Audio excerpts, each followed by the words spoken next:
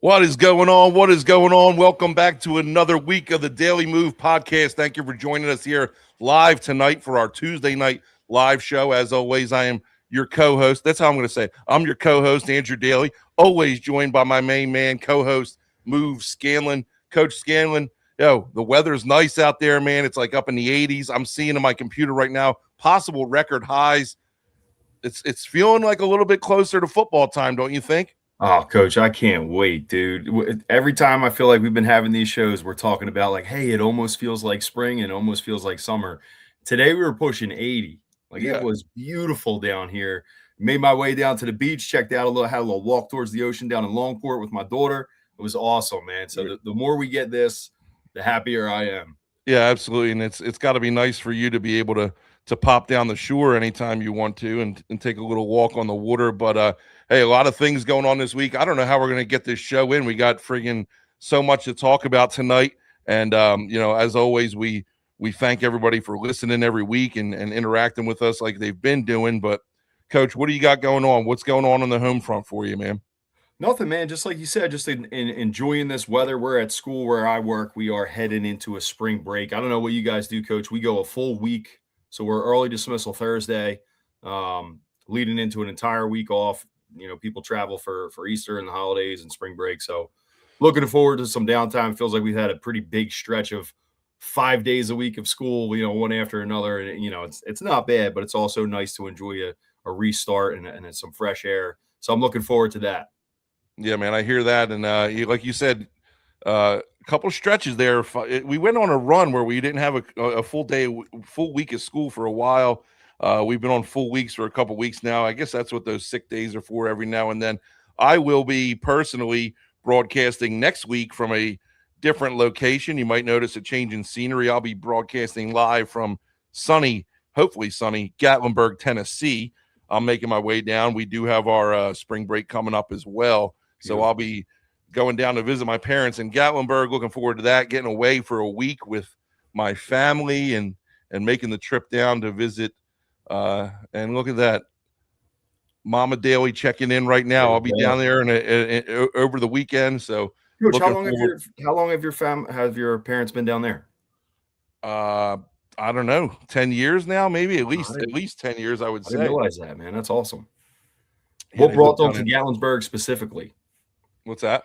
What brought them there to that area specifically? Oh, I guess they just retired, man. They wanted to slow down. And for a while, they were running cabins down there, and they've slowed down. So 2014, they moved down there, so 12 years. But, yeah, we're getting into the show. Like I said, we got a lot to talk about tonight, a lot to cover. We'll try and get it in all tonight. Hey, listen, I just want to thank everybody. I know, Coach Move, you do as well. I want to thank everybody who's been listening, liking, and sharing. Another week atop the leaderboards of Good Pods. Okay, another number one ranking for us, sports podcast. So that's awesome. Last week we were ecstatic about 18,000 social media hits. That's awesome. I am excited to announce that we have absolutely shattered that this past week. Okay, so in 1 week, we've more than tripled that number. We have over 72,000 hits on our social media across all platforms. So please, again, if you like what we're doing, go on, comment, like, subscribe, share our podcast wherever you guys listen, whether it's Spotify, Apple Podcasts, Amazon Music. It'll only be able to, help us create more awesome content that we've been doing for you guys. And I hope you've been enjoying it so far. And the feedback that we've gotten, it seems like they are enjoying it, Coach. And, I'm not like these TV shows where I'm going to promote a huge announcement and then make you wait till the very end to hear that announcement, Coach. I'm going to start off. I want to start off with this huge announcement that we're going to announce here. And I'm going to let you take the reins on it. Tell the people, tell the listeners what we got going on and what we're doing to help bring them more content. Yes, as you guys know, and as we're discussing through here, we love ball, we love coaching, we love what's going on at the NFL level, at the college level, all Division I, Division II, Division III, JUCO. We are constantly discussing this at the high school level. We see things across youth sports and 7-on-7, and Coach Daley and I are just firing stuff back and forth. So as we're coming up with ideas, what we do is we text each other. throughout the nights while we're talking. And then we'll build a show sheet. So we'll have a doc that we both kind of edit and, hey, I want to talk about this. I want to talk about that. Well, the more that we do this, like we'll finish recording today and I'll think like, all right, what are we going to do for next week's show? By Wednesday afternoon, we're pretty much halfway there, if not, towards the finish line of wrapping up the next week, to the point where, Coach, I think right now we have like 3 weeks worth of topics that we kind of want to discuss. So at least ideas back and forth, we just came up with like, hey, we can record live, but why don't we come up with another segment?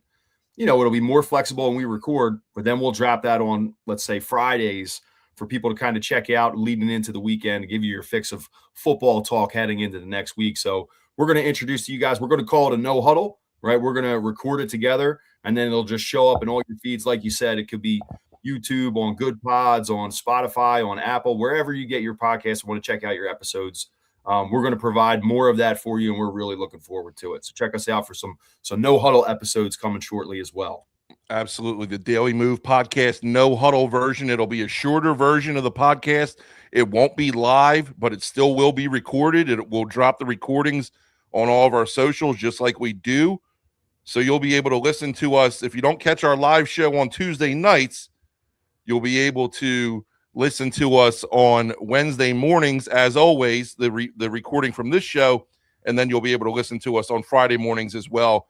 Coach, we got the seal of approval from my man, Uncle Tone, right away. No huddle, great name, my man. There you go. I like it. Listen, thanks for checking us out, Uncle Tone. Much love, my man. We got good ideas sometimes, but yes, the No Huddle podcast, it's still the Daley Move, no huddle version, a little bit quicker, a little bit more rapid fire. We're going to drop that on Friday starting this week. All right, we're getting right into it. We know that there's so much content to be had, and this is a way to get that out there.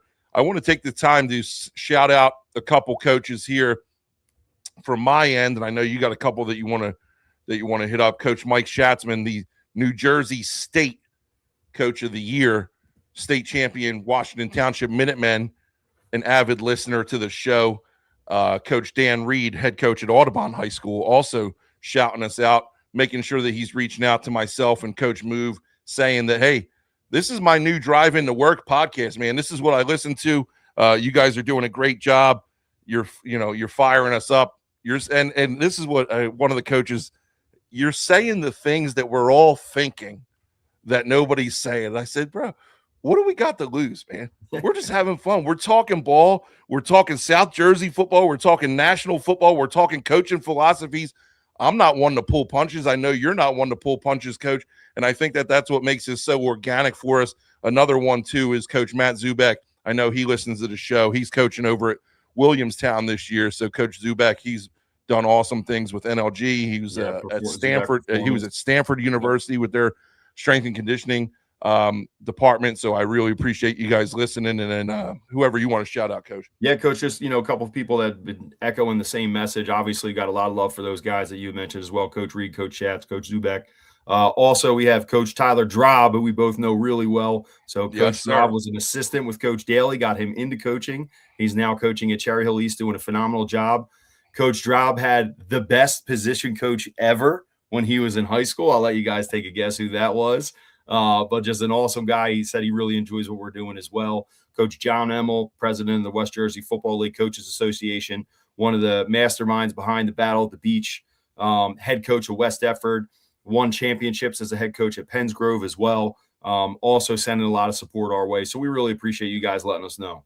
For sure. A couple quick hitters, Coach, before we get into our look good, feel good, play good segment. We're going to do a couple quick hitters. We're going to spend a couple minutes on it. First off, I dropped a minute-long clip last week of the Jersey Shore Blue Claws in the look good, feel good, play good segment.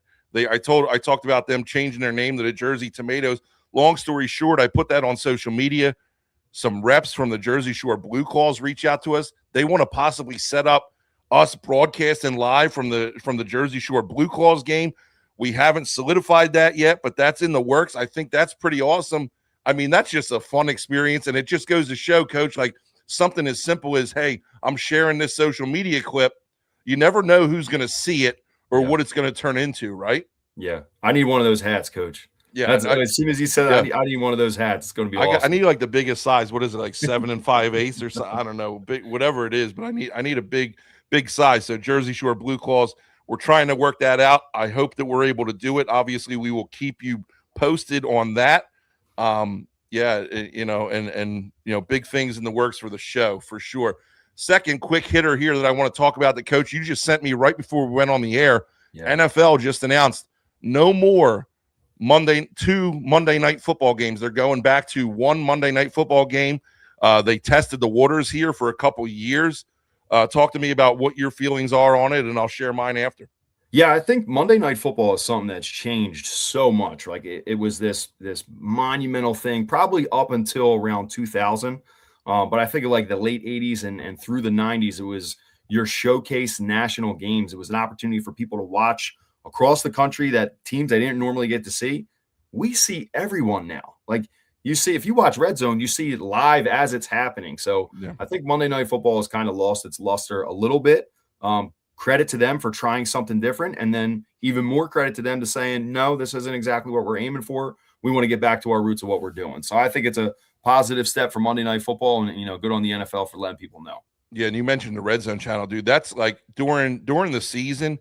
I'm a big college football fan. I'll go out and say that I prefer college football to the NFL. But with coaching and me doing my commentary and stuff like that, my Saturdays are so usually booked. Sunday is the only day I really have to like relax and watch football. So, dude, Sundays I'll just sit down in my basement. I'll turn on the Red Zone channel, and I won't turn that thing off. From 1 o'clock until about 7 o'clock at night. Usually I take a little nap somewhere in between, but I'll wake up and the football's right back on. So, just like you said, though, too, I think there's something sacred about Monday Night Football. I remember texting out in my group chat during the season. I said, what the hell are we doing with these double Monday night games? I said, I don't like it. Go back to one Monday night game. And I guess, I kind of shared the sentiment with a lot of people in America and worldwide that, hey, we want one Monday night game, and the NFL is going back to it. So I'm all for that. If you can get rid of the Thursday, Friday, and all these other games, that's a discussion for another day. There's more of that coming too. I'm sure we'll talk about it in the future. I know I sent it to you a couple minutes before we start it, but Coach, it's funny. I think the players still get excited about Monday Night Football, knowing they're the showcase game. Sunday night primetime games kind of taking some of that luster as well. But I remember being in 8th grade, Coach, and I played for Frankfurt Boys Club in Philly. We were playing a playoff game against Tabor, right? It was a neighborhood not too far from where we played. But it was on a Monday night. Like for whatever reason with weather, we went to Monday night, and it was you felt like you were kind of part of something that the NFL was doing. So I'm excited to see this new change, and now all the focus on one game should be pretty cool. Yeah, for sure. We're going to get into our look good, feel good, play good segment. A little bit shorter this week. I think we only got 3. First one coming up, and I wasn't sure what this was. This was your choice of the week, Coach. Explain this to us and tell us what we got and what we're looking at here. I think one of the things that people are doing, you're seeing all these media, I'm going to say companies, but corporations and really the arms of the social media content creation of big time athletics, whether it's the professional level or the Division I level. But you're starting to see this chain of when pro day workouts come. So if you guys aren't familiar, a pro day is every year big schools are going to hold a pro day, and typically they'll have like 1 or 2 players that might be on their roster that have an opportunity to go to the NFL. But then there's also guys that, like, Coach, let's use you. You were a full scholarship Division I kid. Let's say you're going to the pro day and I was a walk-on. I end up becoming a starter, contributing, playing special teams. I got film. Well, for your pro day at, we'll just say the Daley Move U, where we played college football, I'd show up and do my workout as well, right? Mm-hmm. So it's an opportunity for schools to use their blue chip guys to get opportunities for other players to get on the board and get evaluated.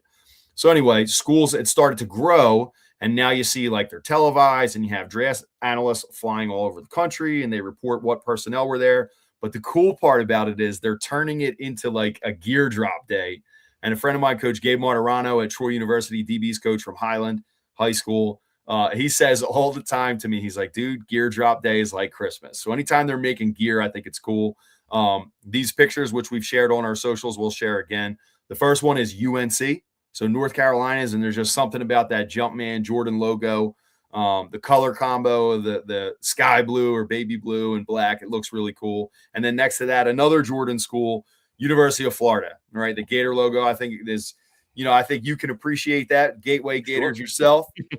Very similar it looks logo. great, man. And these players, I just think it's so cool that they get to take that, keep it, own it. Maybe they'll show their family or kids someday. I know for myself, I got to work out at a pro day. I went to a small school, obviously, and I understood my odds of going to the pros, how limited they might have been. But I'll tell you what, that night I was at a local pub, restaurant called Kaminsky's, and I was with a bunch of my best friends from high school. And it just felt cool. Like you couldn't help but think, like, man, I had a shot. I had NFL scouts. For me, it was from the Titans, the Giants, and the Eagles. Just regional scouts. Mm-hmm. Came and watched what I could do. It was really cool. So yeah, that's awesome, dude. That's why I picked these outfits. How about you, Coach? I like that you selected one that I think might match the pulse of where they're from and lean into the culture of the city they represent better than many schools across the country. Why don't you show us? So, listen, I went with, and we talked about them last week a little bit. I went with the Uniswag Uniform of the Year winners, City Edition, Tulane University. Okay, they got these. You talk about the baby blues from UNC. These are just sharp looking uniforms, Coach. They got the all the stuff from Bourbon Street worked into the helmets, Uptown written on the back of the helmets, and you seem to know a little bit more about NOLA than I do. Maybe what else is represented on these uniforms here that works into the city, I guess. Yeah, no, I love the color combos, kind of matches and represents what they do really well. I love, like you mentioned, the French Quarter, kind of the font and the print worked into the helmet stickers. Coach, when they actually displayed this, they were, these college media programs, they put out what they're doing, throughout the week, and it gets people following. So they do a uniform release, and they had a song by Lil Wayne and Baby. Like, they just are tapped into where they're from and what they're representing. And it was awesome. Yeah, I think it shows in the product that they've been putting on the field recently. They've been very successful down there at Tulane, and I think those are the Uniform of the Year winners from Uniswag, and they're very sharp, man. Awesome, and then a great homage to NOLA and, like you said, the French Quarter and that whole lifestyle. And the next one that I went to was something that I saw posted online. Let me see if I can give credit here to who it was from. And I don't think I have it, but we'll shout it out on the social medias. This is a picture of Baker Mayfield with the Buccaneers uniform, and he's got the crimson jersey, white pants, and the white helmet. And this is like a made AI photo because they don't have this uniform combination. And my quote at the bottom here is, why not? Why does the NFL restrict these teams so much from what they can? I mean, it was just a year or two ago that they allowed them to change the color of their helmet during the season. You weren't able to change the color of your helmet during the season. And I'm so dang confused about why the NFL puts these restrictions on what the teams can and can't do with their uniforms. I mean, you look at the Thursday night games, they used to have, and I don't know if they still do it or not, but the color rush uniforms, some of those uniforms were hideous. And I'm looking at the picture here, and I see this crimson jersey with the white pants, with the white helmet and the red logo. And I'm like, dang, that is sharp, man. And why can't they do something like that? There's nothing egregious there. It's not, off the wall. It doesn't look ridiculous. It actually looks really clean and really nice. So I'm hoping that the NFL, man, maybe, as the years go by and they realize that, hey, there's a market here now. The more jerseys that teams wear, the more jerseys we can sell. And that's a bigger cut that we're going to take a part of. But as always, that's our Look Good, Feel Good segment. We got one more, though. Let's tell them who it's brought by. Yeah, as we mentioned last week, we're really grateful for a sponsor for Twinning Tees, customized clothing for families or for anyone to commemorate special moments in people's lives and families. We're looking forward to getting some gear created for us to be on the show. Maybe we'll get something that we can give out to people as well. So look good, feel good, play good, brought to you by Twinning Tees. Thank you. That's awesome. Thank you, Twinning Tees. Go give them a follow on social media. They do some awesome work out there. And really, really cool stuff. Really looking forward to the gear that we're going to be getting.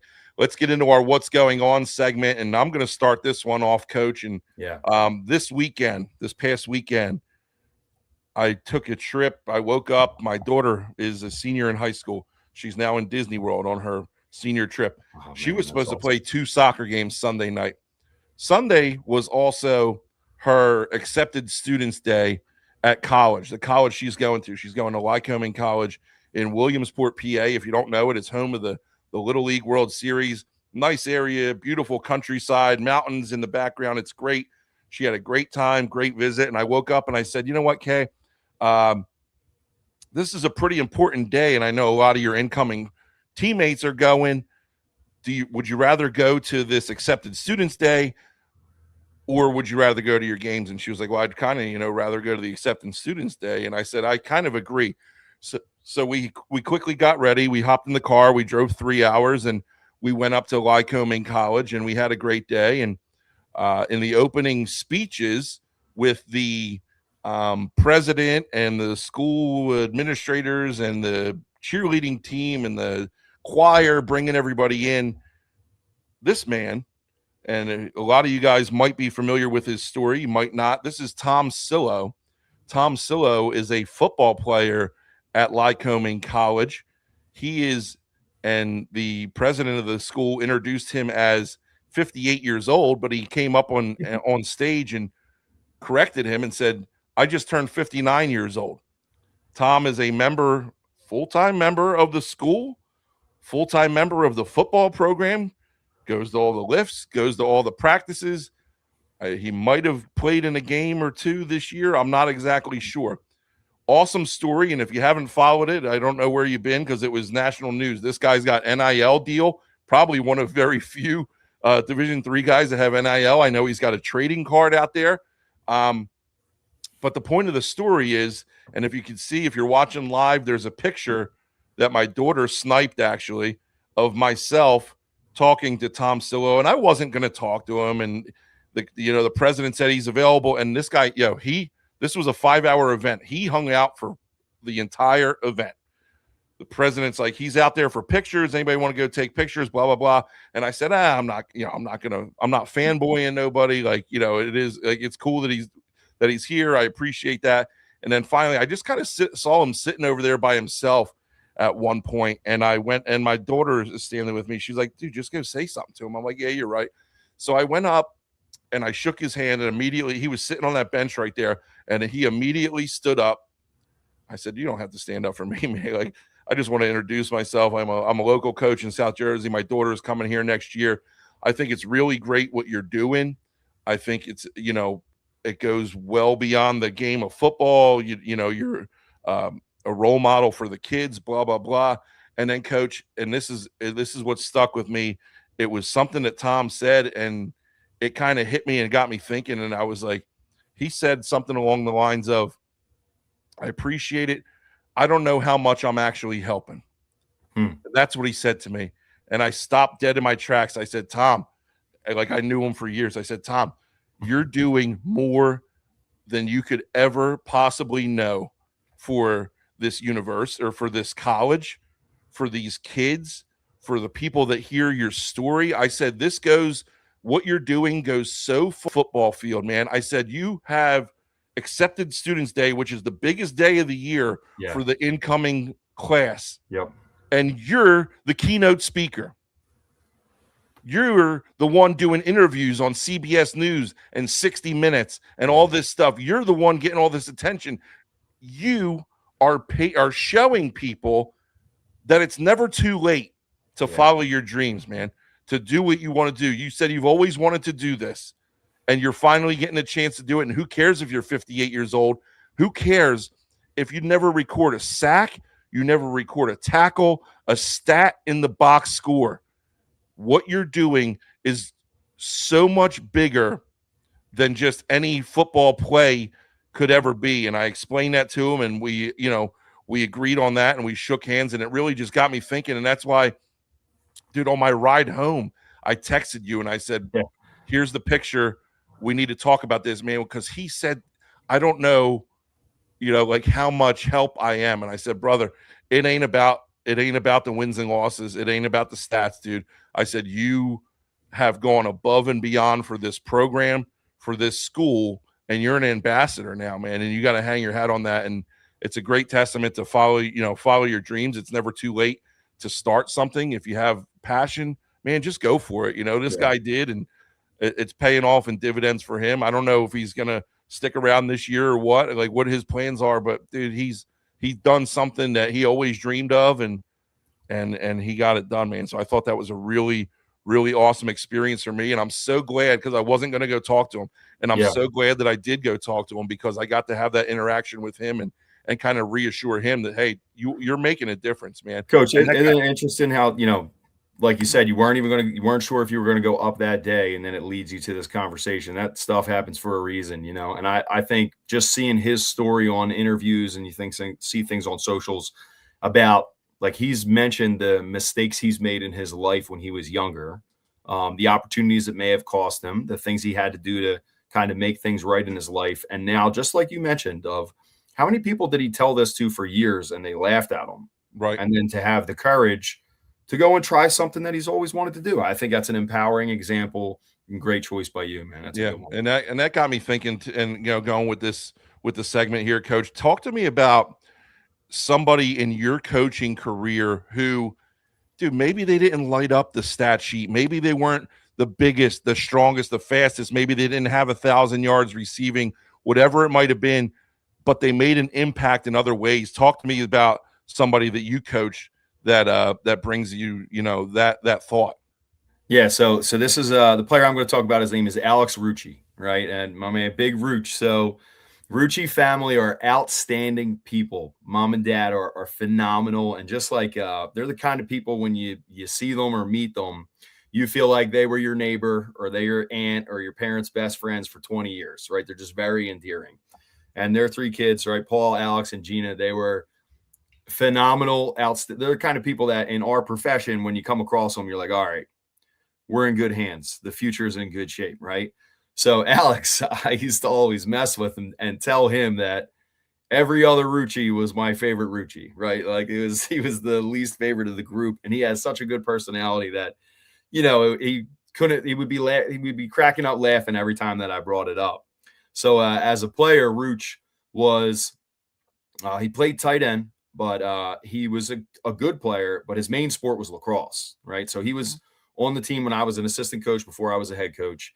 And he was very aware and in tune with how he made other people feel, impacted not only the morale of the team, but ultimately the success of the team. He was constant communicator, and this comes from his lacrosse background. He was an all conference lacrosse player in high school. He was a team captain. He went and played at Newman. He played 4 years of lacrosse, became a starter there. He had great success, but he played football as well. And he brought all of that leadership expectations. His head coach, Coach Rob Rick, he was the head lacrosse coach at Clearview. He was a phenomenal coach. He was an All-American left tackle at Rowan when they were going to the Final Four national championships all the time. He was empowered to do that as a player. Well, he brought that to the football field as well. So I put this picture up here. This is a picture of his last touchdown. And I always make fun of him and tell him that he wasn't in, but this picture is right after the play. But you see, he's kind of got the Odell grip on the football. He's palming it. He's fully extended. He just broke the plane of the goal line, and this made it a within a 1-score game. I think it was a 1-point game at that point, against our Thanksgiving rival, against the Dragons, who had dominated the run at that series. And just when I think of him in this play, it's awesome. And just want to give him a shout because recently he had an aneurysm in his aorta in his heart. And, thank God that his girlfriend, sounds like an amazing person, also is an ICU nurse. So, hopefully he's not too bothered. I'm telling a little bit too much of the story, but when I heard and I sent him a picture and texted him and he answered me back, I said, man, I'm sure glad to be hearing from you right now. And, doesn't sound like he's going to get a chance to win many arguments now with his girlfriend in the future, but it's just a great player, great person, awesome family. He's going to continue to be successful in whatever he pursues. And I'm just glad to be talking about him in a way that he's going to hear this and shoot me a text message and be, bothered that I'm talking about them this way. Yeah, for sure. That's good stuff, Coach. And glad we were able to shine some light on some guys that deserve it, rightfully so. And we're going to move forward here in our segment, and we're going to shine some light on maybe some guys that don't deserve it, Coach, because I got a little topic here, and it says snakes in the grass. And this is all you, man. This is your topic. You got some stuff to speak about. That's your boy there, Tuberville, right? Yeah. Yep. Let's talk about it. What do we got here, and what's the deal with the snakes in the grass here? Dude, you can't trust these guys. All right, so first of all, Tommy Tuberville, obviously a really successful college head coach. He is now in the political arena, which I have the least interest of. You can't pick something I could be least interested in. So he is kind of become the focal point and the mouthpiece because now he's involved in politics and he's seen as the authority figure because he's been a successful head coach. And he's talking about getting things back to the ways of when, coaches ultimately had the most amount of power and could control. Like if you transferred from a school on the same level, you had to sit out a year. They could block what schools that you went to and couldn't earn a scholarship from. But this coach in particular, I thought this was so great because he talks about his bill. He said they get one free transfer. After that, you have to sit. You only get 5 years, 5 years to play 4 seasons, all this stuff that sounds great. And a lot of, boomers, for lack of a better term, are going to talk about. You better watch it, Coach. But the idea of somebody telling players now in a talking down manner what they should or should not be doing. And it doesn't sit right with me. And then I found this tweet following up from Bud Elliott, right? Mm-hmm. Bud Elliott's a national college football correspondent, does an awesome job. And he shared the USA Today article about not only did this guy leave a current head coaching job for a better paying, better platform job while he was the head coach. One of them, he did it while at dinner with a recruit, walked out of the dinner, never talked to the recruit again, and took the next job. So save it. That's crazy, man. I want to see. Is that verified, Coach? Because that is almost too unbelievable to be true. Like, holy smokes, you're at a recruiting dinner and you walk out, you take a phone call, say, hey, they're offering me this job, I'm out of here, and left the kid with the bill, right? Like that. And this USA Today link is on the picture you have posted, Coach. That's unbelievable. But like you said, this is the guy who's going around saying 5 years of eligibility, one free transfer, and you can't leave. And Coach, we've been doing this show for 3 weeks or so now, and I'm kind of getting the vibe that you like to side with the athletes in this situation. And I think there's two sides to it. Definitely. Okay, but I think you're absolutely right here. I think you're hitting the nail right on the head because the ability for, you're talking about, you want to regulate what the players can do, right, but the coaches have the ability to do whatever the heck they want. And I just think of the guy from Northern Illinois, Hammock or whatever, who got up on his pedestal a couple years ago and said, NIL's killing the game and the other. And now he just took a job as the Seattle Seahawks running back coach, and God bless him. Yeah, and that's fine. But don't be mad. Don't sit there and preach to me about wanting to stay in one place or whatever. Rules for thee, not for me. Coach, why I wanted to bring it up though, I wanted to ask, and we could probably talk about this later too if you want. But we have both been college coaches, and we have both left college coaching. We've both coached in college and had the idea of coaching at a higher level. What's kind of the right way, in your opinion, to attack that elephant in the room of, if we're successful enough, we're all moving on? You know what I mean? Yeah. I think as a younger coach, the head coaches expect it. When you're first breaking in, everybody knows that the goal is to not be, in the position maybe that you are a couple of years from now. But when I listened, I know we had, I host a clinic every year, and the one year at Cherry Hill, we had Ed Foley speak, and he was the coach at Temple at the time. And he said, don't worry about outside jobs, just coach where your feet are and everything will fall into place. I think we'd be lying to ourselves if we didn't say that, a lot of younger guys are coaching for their next position, and I think it's part of the game. But at what point is it like, okay, take Fran Brown, for instance. Fran Brown said he grew up in Camden. He was on food stamps. He's good. He's set for life. Yeah. He's never leaving Syracuse unless they, force him out. Is that the case? I mean, do we really know if that's the case or not? Yeah. I'm not sure. And and I just use him because, he's been vocal about it, but these guys who's going to say no to more money? Yeah. And to a better situation, because ultimately that's what we're trying to do, right? It's a profession, Coach. Yeah. Right? We get paid to do this, and we would like to, be rewarded for our work. So if you're going to tell me that I'm going to take this job at let's say I take a head coaching job at a Division II school, and I'm making $200,000 a year, which is nice money, for me. Yes, might not be nice money for some other people. But then I go and I have a great run of, 3 great years, and I'm in the middle of recruiting season, and it's February or whatever it might be, and I'm recruiting a class, and an FCS program comes calling because they have a sudden head coaching opening, and they're going to double my salary, and it's in the middle of recruiting. What am I going to do? What am I supposed to do? I don't think there's any way you can fault people. I think the key to do it, and I always thought, like, all right, if I'm in this position, what I'm going to say is my job is for all of us to have so much success that people come and get us. And I'm recruiting you because I think you're a player that people are going to do that with as well. So I kind of sold it as like there's more to gain for all of us. But I also was like, I want to be elite where I'm at. And if I do get on to another position, where I'm at is, you hear the old coaching adage that you leave it in a better position than when you came into it, hopefully. Coach, you ain't getting another job. You ain't getting another job if you're not doing well at where you're at. Right. So of course you want to do a great job where you are, because that will lead to better opportunities. And I think that most administrators probably understand that there is going to be turnover. Take, Bowling Green, for instance, used to be like notorious. JMU is notorious for it now. Yeah.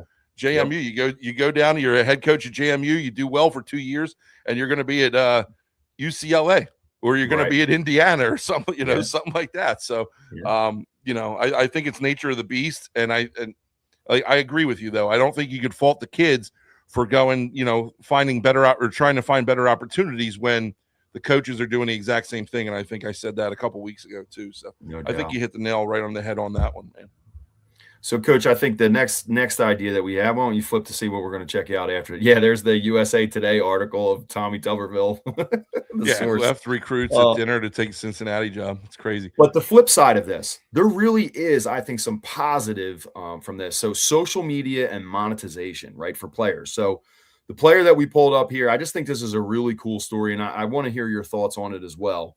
So when NIL started, I think this is part of the avenue that they thought people would be able to go down and to create avenues to create income, right? So the player I grabbed this is a player named Finn Hogan, and he's built a really good social media following. Check out his stuff. But he shares his story. So this guy was a 2020 COVID senior. So coaches weren't out on the road. Many places didn't have a senior season, and he wasn't as highly recruited as he felt he was on the path to being. So he walks on to Central Michigan, arrives as a freshman, got huge upside as a receiver. He becomes a starter his first year, has his end of season evaluation meeting with his coaches, says like, yeah, I can't afford school. They don't put him on scholarship for whatever reason, and he decides to go into the portal. So he earns a scholarship, makes his way to Bowling Green, goes to Bowling Green. He plays. You see in the bottom right corner there, those people watching on YouTube, there's a picture of him with a crazy over-the-back one-handed catch. He was SportsCenter top 10 plays, number 1 overall with that. He's had huge games. He battled injuries, but he's pretty happy with his journey, and he's shown every step of the way. So there's a lot of people who are doing this in this social media space with creating day in the life type things that I think there's 2 parts that are great about it. Number 1, they're getting a ton of sponsorships and creating income. They're developing great relationships, which is supposed to be part of the point of this college experience. And then on top of that, I really like it because your players, like high school kids on our teams, can follow these guys and see the reality of what it's like playing in front of 40, 50, 60, 70, 100,000 people, what it's like flying to a game across the country, what it's like when you make the number one play on ESPN that night. Yeah. What it's like going to 6 a.m. workouts, what it's like in the summer. You know, I training for a pro day, and Finn Hogan absolutely crushed his pro day. Head coach Eddie George talked about him being the top performer. And now he's going to get a chance to play in the NFL or professionally, but just overall, like this side of it, I think is awesome, Coach. What are your feelings about this? Yeah, I think it's cool. I like hopping on TikTok, and if you're not on TikTok, or if you are on TikTok, go follow us, Daley Move Pod. I like going on TikTok and seeing the day in the life of a Division I athlete. The ones that I like the most, go figure, like, come see what I eat as a Division I athlete, and it kind of puts it into perspective about how much these players eat and what they do, and in order to fuel their bodies, what they have to do, and the amount of money that these schools pay on food, man, it's crazy. Yeah, but it is. Yeah, I mean, I got absolutely no problem with this. In a world of NIL, in a world of do what you got to do to get by, dude, go get your money, man. Go promote yourself. And it's no different than what we're doing on this podcast, Coach. Like, we're building relationships. We're interacting with the players and coaches of South Jersey. We're interacting with the viewers of the show. We're interacting with sponsors. We're talking to a few different sponsors right now that, you know, we would never have these relationships if it wasn't for this show. You know what I'm saying? And we're trying to do the same thing. Like, hey, you know, we enjoy what we're doing, but, you know, it's nice to be rewarded for it too. And, you know, God bless these guys for having that platform and social media being that outlet for most of them. And to go out there and too, Coach, like Bo Jackson was ruled ineligible because he wore a suit, right? Or he jumped on a plane and they told him it was approved by the NCAA. Or like I remember seeing before NIL,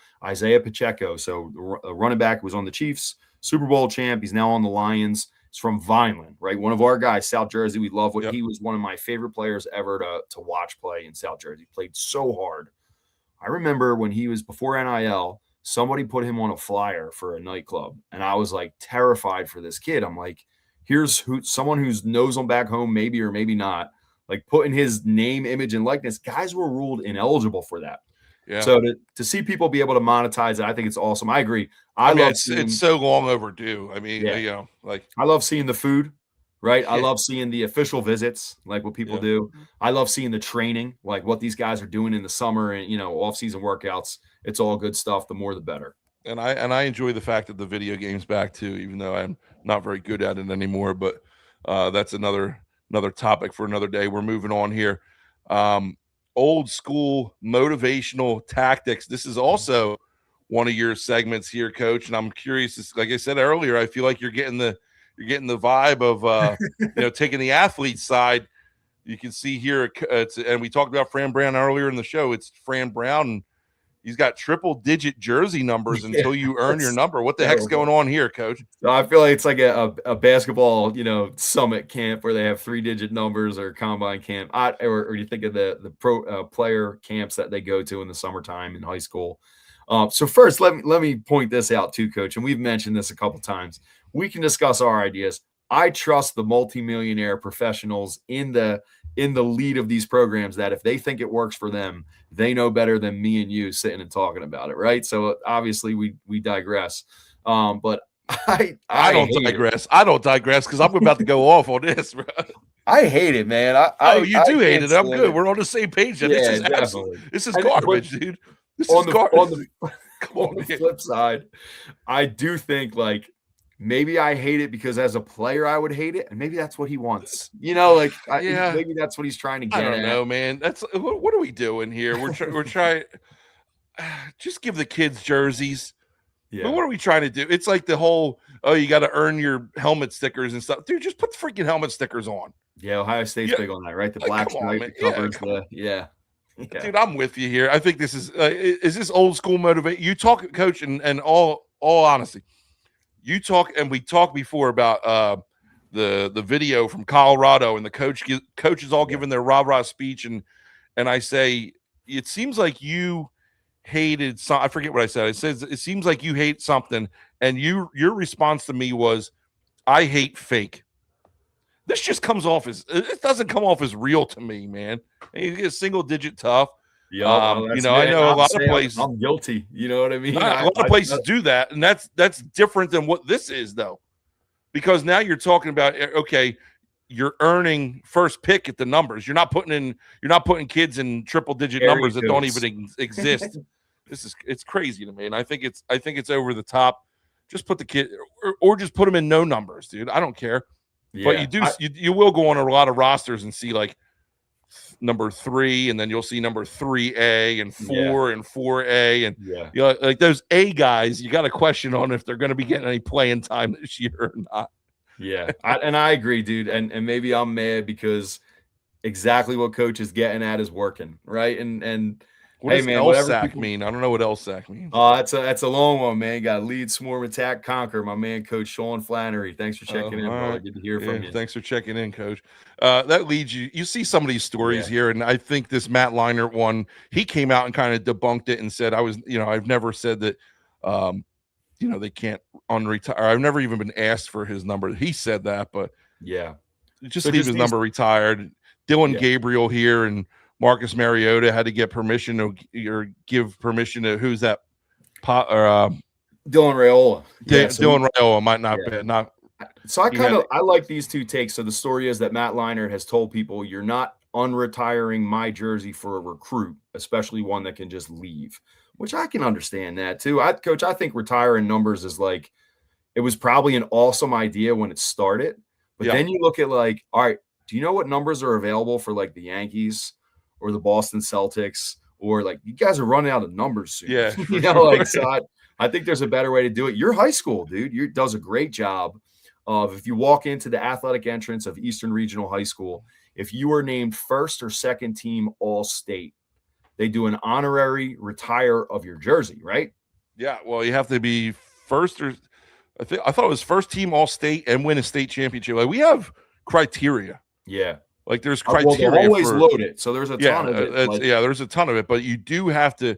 Like, I'll never get my jersey retired. Not that I'm saying I deserve it, but I never was first team or second team All-State. Granted, I was third team All-State, but we're not gonna, just gonna leave it there. But they do a great job of it, and I don't know. Like you said, eventually you run out of numbers. Yeah, they don't take it out of circulation, so they not to my knowledge. No. Jersey. They frame it. They have a plaque about all the accomplishments of, you guys have Olympians and NFL players, wrestling champs, and, so it's awesome. But I kind of like that idea too. And then Dylan Raiola here, he contacted Dylan Gabriel, Marcus Mariota. Dylan Raiola grew up in Hawaii. His dad played, 15 years for the Lions or whatever. So for him to have that connection and kind of out of respect want to reach out and connect to that lineage, I think it's awesome. Yeah, was this the guy who like idolizes Patrick Mahomes? Yes. Is that the guy who transferred from Nebraska? Yes. That's some strange stuff, man. He's a whole nother. He's most likely going to redshirt this year because he's going to be behind Dante Moore, right? And then Oregon. That's a whole nother topic with the idolizing of Patrick Mahomes and mimicking his every freaking movement. All right, listen. This is this is kind of leading us into why jersey numbers were important to us, or whether they were important or not important to us. And we're going to share some not so flattering pictures. I don't know. Maybe they're a little bit more flattering. There's your boy. There he is. There's your boy right there. That's me in my prime. Okay. I don't look like that now, but I was a, handsome young buck back then. And once upon a time, Coach. What number did you wear and why? Yeah. And I told you this a couple weeks ago. I never gave a crap what number I wore. It wasn't important to me. I wore number 12 most of my life for no reason. Maybe for Jim Kelly. I don't know. I used to idolize the Buffalo Bills growing up, and Jim Kelly was a favorite of mine. And I was, fortunate enough a couple years ago when I was coaching at Del Val, I got to go down to the Maxwell Awards because one of our players won the Maxwell Award for the tri-state area, and I got to meet Jim Kelly and get my picture taken with him, which was pretty cool for me. That's awesome. But Coach, then I wore number 4. Who was the award? Rasheed Bailey. Yeah, okay. Rasheed Daley when we were at Del Val. He played a couple years in the NFL. Was on some practice squads, and then he actually just retired from Canada. He won one or two Grey Cups. He scored a touchdown in the Grey Cup in Canada, which he was awesome. But yeah, I mean, you see up top, he got my number. That's my very first freshman picture. I was a quarterback, mind you. I'm wearing number 20, like Mike Winchell there from the friggin' Permian Panthers or whatever it might be. I don't know. They put me in that number. I didn't wear that all season. I wore number 12, as you can see down the middle. Then when I went to Germany and played in the bottom right corner, I wore number 4. And then when I played arena football, I wore number 9. But the time I started playing arena football, I was, on my way to looking more like an offensive lineman. Okay. I've indulged in the German delicacies over there. So I put on a little bit of weight. Number 9 was I guess it was the largest jersey they had that was still a quarterback number. So I wore that number, and that's a game that we played down there in North Carolina. That's my little baby cousin Max that I'm holding. So very cool. Shout out to them. That was a fun time. I got rocked that game. There's nothing worse than playing arena football, by the way. And we'll talk about it in depth in another show because we're up against it right now. But arena football sucks, dude. It absolutely sucks.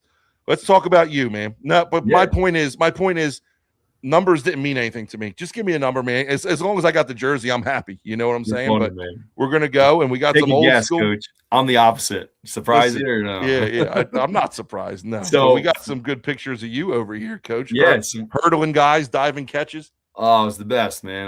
I would get, probably by my last year, I would get one guy a game where, they see me coming. I was 6'3", 200, I think I was like 230 at that point. And they try to go low, right? And as they did, I would just bounce right over and keep it moving. And they would get up, the look on their face like they saw it on film. They knew it was coming, and I still got them, right? But overall, this was when I was playing in college down at Wesley. Rest in peace to Coach Drass, and rest in peace to Wesley football. But I had talked about when I was in high school, I wore number 42. And it was randomly given, just fit a tight end, fullback, linebacker type. I loved the way it looked, and it was mine, right? And then I remember saying my dad was a really good corner. Played at St. Joe's Prep in Philly. They won a city championship. It was like a huge deal back when he was playing. St. Joe's Prep obviously is a national level program now. Sure. And he had like world-class kind of speed. And then when I was going to college, I was like, you know what? I'm going to wear number 44 when I go to college. Well, in the meantime, I had some crazy things happen, and I didn't get to play for 2 years from when I stopped playing in high school until college. And in that time, my dad had passed away. So I'm like, now I really would like to wear number 44. So I go to the school. You don't get the pick right away. I become a starter, but I remember they got number 88, and I don't think they expected me to play when I was playing as early as I did, and I hated it, dude. I hated number 88. There was a teammate who wore number 44, and he was a good dude, but he was coming back from a knee injury, and he didn't even finish the season. I'm like, so I don't get to wear this number. I'm stuck in 88. All I could think about was Michael Irvin and the Cowboys. Obviously, I'm a Birds fan. I couldn't wait to get out of it. Yep.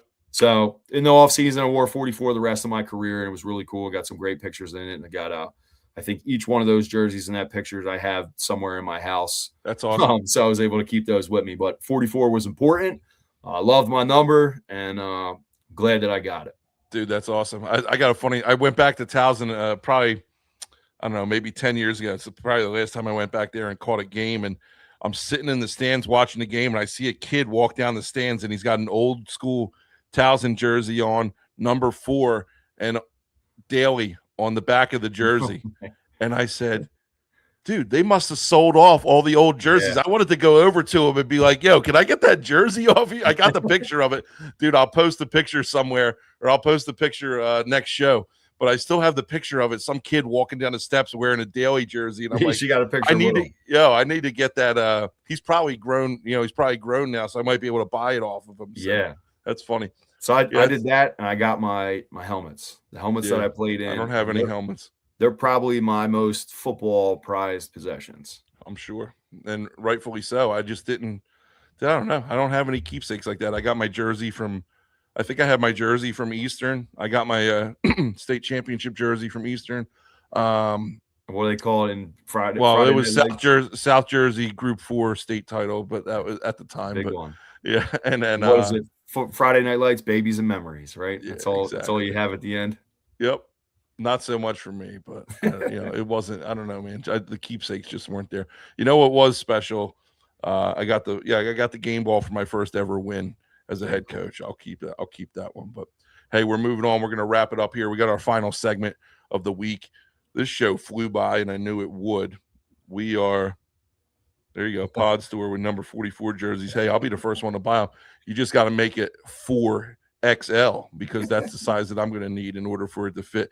We're going into our weekly awards here, Coach. I stole the thunder on Player of the Week again, so I let you take the Coach of the Week, and you probably couldn't have made a better pick here. And let's tell the people who we got as the Daley Move Podcast Coach of the Week here. Yeah, South Jersey legend, New Jersey legend, I should just say, but Coach Chuck Donahue Sr. just retired from coaching at Southern Regional. He had been a coach for 52 years. He's coached all over at Southern, most recently at Buna, where he won a championship, at St. Joe's in Hamilton, where he won a championship. He was the head coach at Haddon Heights. Just an absolute gentleman. Any of my interactions with him, he was just treated everybody first class. Pretty cool setup too at Southern. They have a ton of pride. They have, when you walk in, Coach, by the gym, it is every inch of this massive hallway wall covered with pictures of their athletes who have then gone on to play in college and college uniforms of all their sports, of NFL uniforms. Yeah, that's awesome. His son, Chuck Donahue Jr., is their athletic director. They make everybody feel like family. So a legendary coach, over 290 wins. But obviously, I had a guy I coached with before. I think Coach John Harbaugh, and he had said before, Coach Harbaugh's the man, and he said he talks about the tombstone of Jackie Robinson, and it says something to the effect of a man's reach should extend his grasp, right? And just talking about having an impact beyond the thing you do, the job that's your title, and I think Coach Donahue has done that for decades. And just a ton of appreciation for him. And well done, Coach. Tip of the cap to you. Yeah, congratulations on a great career, Coach Donahue, and enjoy your retirement. And Coach Harbaugh coached with me my first year at Gateway. Yep. I'll just say, and I know he used to watch my old podcast, but I'll just say I'm sure he'll get back to this one at some point. Coach Harbaugh, don't be a cheese puff, baby. Don't be a cheese puff. And if you know, you know. Moving on to Player of the Week here. My Player of the Week is not so homegrown, but my Player of the Week goes to Austin Reed of the Dallas Renegades. We mentioned that the UFL was kicking off this week, and they did. And I watched a little bit of it. A lot of low-scoring games, but this one was a higher-scoring game. Austin Reed was a quarterback who made his Dallas Renegades debut after being released by the Chicago Bears. The Chicago Bears had Caleb Williams and I believe Case Keenum, and Austin Reed wound up getting released, and now a lot of their fanfare is calling for them to re-sign this guy after going 26 of 40 for 376 yards, 3 touchdowns, and no interceptions. Dallas defeated the Houston Gamblers in the highest scoring game of the weekend, 36-17. The Daley Move Podcast Player of the Week, Austin Reed of the Dallas Renegades. Coach, I got to just shout out my man, Bobby Blanchard here. I just saw he commented. Bob, I hope you and the family and the little ones are doing well, man. Good to see you checking in. Bobby was the architect of maybe the biggest upset of Clearview football. He was the quarterback that helped us break through and beat the Dragons on Thanksgiving for the first time in 10 years. Good to see you, Bob. It's awesome. Thanks for checking in, Bobby. And Coach, you could shout out whoever you want. If you know they're listening or they're interacting with the program, I got no problem with that. I appreciate you guys checking us out. This hour flew by, absolutely flew by, because we have probably a half hour more stuff. Listen, we talked about it at the beginning of the show. If you weren't here for our opening, we're dropping another show for this very reason. The Daley Move Podcast, No Huddle. This will be live on Friday mornings. We're going to record it. The video is not going to be live, but we will have video to it. But you'll be able to listen to that Friday morning. And I'm going to tell you right now, all those posts that we've been doing about players to watch in the South Jersey WJFL Super League. We're going to talk about each one of those players this Friday. So you're going to want to tune into that. If you've been named a player to watch, you're going to want to tune in and listen on Friday, because we're going to be giving you a little shout out, talking about you for a minute or two. And then we're going to hit on maybe one or two other topics, and it's going to be a more condensed show, but we're going to put another show out there for your listening pleasure, because quite frankly, we got a lot to say, and I enjoy talking to you, Coach. Yeah, man. It's been fun. That's our time. This has been the Daley Move Podcast. Join us live every Tuesday night, 9 p.m. Eastern, wherever you get your podcast. Make sure you listen to us on Wednesday mornings, Spotify, Apple Podcasts, Amazon Music, whatever it might be. Until Friday, we appreciate you. Thanks for listening. We'll catch you guys later. Let's find a way to win.